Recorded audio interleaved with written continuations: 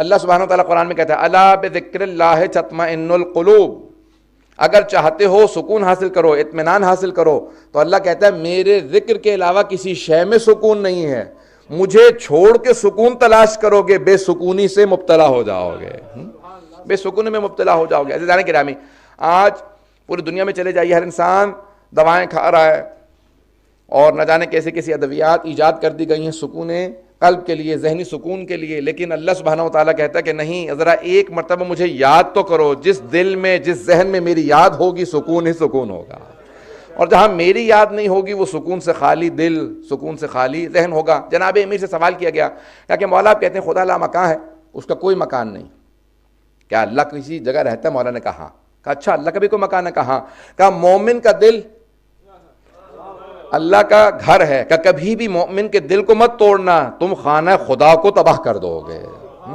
تو کبھی ایک دوسرے کو اذیت مت دو، اسی کے اندر سکون نصیب ہوتا ہے۔ عزیزان گرامی، اذیتیں دینے سے سکون نہیں ملتا، اذیتیں دور کرنے سے سکون ملتا۔ عزیزان گرامی، اب آئیے ذرا ہم آسائش چاہتے ہیں، توجہ لوں کہ میرے ساتھ، ہم اپنی زندگیوں کے اندر آسائش چاہتے ہیں، آسائش ہے، انسان چاہتا ہے سکون ہو زندگی کے اندر، کمفرٹس ہوں۔ بہرحال اب ایک پوری بحث ہے، نیسیسٹیز آر واجب، کمفرٹس آر مستحب، and luxuries may not be allowed۔ اس سے زیادہ میں نہیں کہنا چاہتا ہوں، اس کو میں نے انگلش میں کہہ دیا، اب اگر کہیں گے تو اردو میں ترجمہ بھی کر دوں گا۔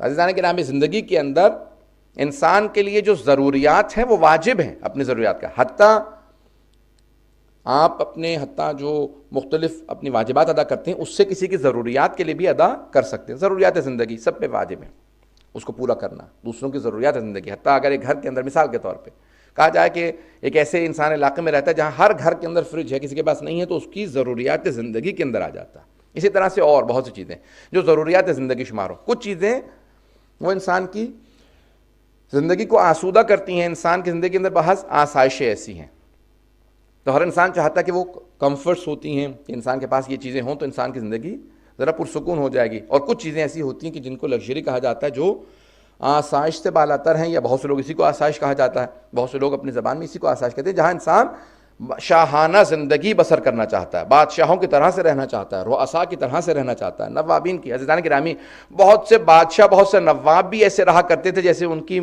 حکومت میں، ان کے ملک کے اندر بہت سادہ لوگ رہا کرتے تھے۔ عزیزان گرامی، ایسے ہم نے بہت سے افراد سے متعلق تاریخ میں پڑھا بھی ہے اور لوگوں نے لکھا بھی ہے کہ جو افراد سب کچھ ہوتے ہوئے حکومت ذمہ داری ہے اپنی زندگی کو بہتر بنانے کا ذریعہ نہیں ہے، اگر موجودہ حکمرانوں کو یہی سمجھ میں آ جائے، خصوصاً اگر پاکستانی حکمرانوں کو سمجھ میں آ جائے، تو بہت سے پاکستانی کی زندگیاں آسان ہو جائیں گی۔ میں پاکستان کے لیے اس لیے آسانی سے کہہ سکتا ہوں کیونکہ پاکستان سے ہوں۔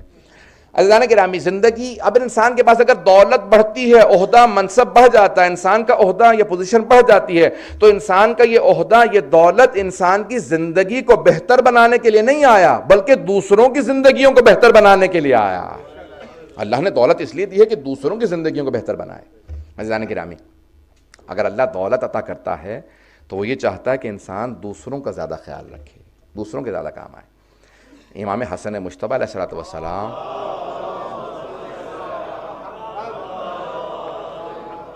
عجل فرجہم، اپنی زندگی کے اندر جو کچھ آپ کے پاس تھا کئی مرتبہ سب کچھ راہ خدا میں لوٹا چکے تھے، اور پھر دوبارہ زندگی کو شروع کیا، پھر دوبارہ جو کچھ بنا، کیونکہ امام بہترین برین ہوتا ہے، تجارت میں، بزنس میں، کہیں بھی جاتے تھے، امام بہت جلدی سے اپنی پوری ایک جو کچھ کماتے تھے پھر دوبارہ سب تقسیم کر دیتے تھے، اور مسلسل آپ کے دشمن ایک ہی سوال کرتے تھے، یہ کیا مسئلہ ہے کہ ہم نے سب کچھ ان سے چھین لیا، فدق کو چھین لیا، ہم نے ان کے باغات چھین لیے، اس کے باوجود بھی جب بھی دیکھتے ہیں ان کے ایک دسترخوان پہ سینکڑوں کی تعداد میں لوگ بیٹھے نظر آتے ہیں۔ عزیزان گرامی، یہ امام علیہ السلام کی سخاوت ہے۔ انسان کا جوڑنا، انسان کا جمع کرنا اللہ کو راضی نہیں کرتا، انسان کا لوگوں میں تقسیم کرنا اللہ کو راضی کرتا۔ عزیزان گرامی، آج دنیا میں بے انتہا مسائل ہیں، کیونکہ میرے ذہن میں نہیں تھا کہ بی بی کی بھی مجلس ہے، تو میں انشاءاللہ آج جناب سید الشہداء اور جناب زینب دونوں کے مسائل پیش کروں گا، تاکہ دونوں طرف سے انشاءاللہ 2-4 منٹ، 5 منٹ کی زیادہ سے زیادہ 5 منٹ کی زحمت دوں گا، اس کے بعد پھر مسائل پہ آ جاؤں گا۔ عزیزان گرامی، زندگیاں انسان کی بہت تیزی سے گزر جاتی ہیں، اور انسان یہی سوچتا رہتا ہے کہ میں اس کو کیسے بہتر بناؤں. زندگی اگر انسان اس تگ و دو میں صرف کر دے کہ میں اپنی آخرت کیسے بہتر بناؤں, تو اسی زندگی میں سکون بڑھتا چلا جائے گا. بعض اوقات انسان کے پاس سب کچھ ہوتا ہے لیکن ذہنی سکون نہیں ہوتا, اور بعض اوقات اگر آپ کسی بہت ہی نادار انسان کے پاس جائیں گے تو بہت سکون, بہت ہی قلبی اطمینان ہوتا ہے اس کے پاس. اس کی دنیا بہت چھوٹی ہوتی ہے, وہ اس دنیا کو چاہتا ہی نہیں ہے, لیکن آخرت میں اس کا مقام اگر آپ دیکھیں. اسی طرح سے بعض افراد دیکھنے میں بہت طاقتور ہوتے ہیں لیکن اگر ان کی روح کو دیکھیں, ان کی معنویت کو دیکھیں تو بہت ضعیف لاغر اندام. اور بعض اوقات افراد دیکھنے میں بہت کمزور ہوتے ہیں, بوڑھے ہوتے ہیں, لیکن ان کی روحانیت, معنویت اگر ان کی روح کو دیکھیں تو بہت طاقتور ہوتی ہے. ہم تجسیم اعمال کے قائل ہیں. اب اس کی بحث میں نہیں جا سکتا, وقت نہیں ہے. ہمارے تمام اعمال مجسم ہو کے آخرت میں ہمارے سامنے آ جائیں گے. یہ جو اعمال ہیں, اچھائی برائی, یہ آپ سنتے ہیں نا کہ بعض اوقات قبر میں کیڑے مکوڑے, بچھو, سانپ وغیرہ, میں ڈرانے والی بات نہیں کروں کوئی بھی. یہ انسان کے اعمال ہیں جو مجسم ہو کے آخرت میں سامنے آ جاتے ہیں. اور بعض اوقات آپ سنتے ہیں کہ کسی قبر میں نور تھا, اس کی قبر کے اندر لوگوں نے دیکھا تو اس نے تاج پہن رکھا تھا, بہترین لباس تھا. یہ اعمال ہیں جو مجسم ہو کے آخرت میں سامنے آتے ہیں. تمام احادیث کی روشنی میں اگر دیکھا جائے جو سب سے با ارزش اور سب سے جو قیمتی شے آپ کے پاس ہے وہ ہے ولایت علی بن ابی طالب علیہ السلام. محمد وعجل. عزیزان گرامی, جب سارے اعمال آپ کی قبر کے اندر آئیں گے تو روایت کے الفاظ ہیں کہ مختلف اعمال آپ کے سامنے آ رہے ہوں گے. آپ سوال کریں گے تم کون ہو جو اس غربت میں میرے کام آنے آئے ہو؟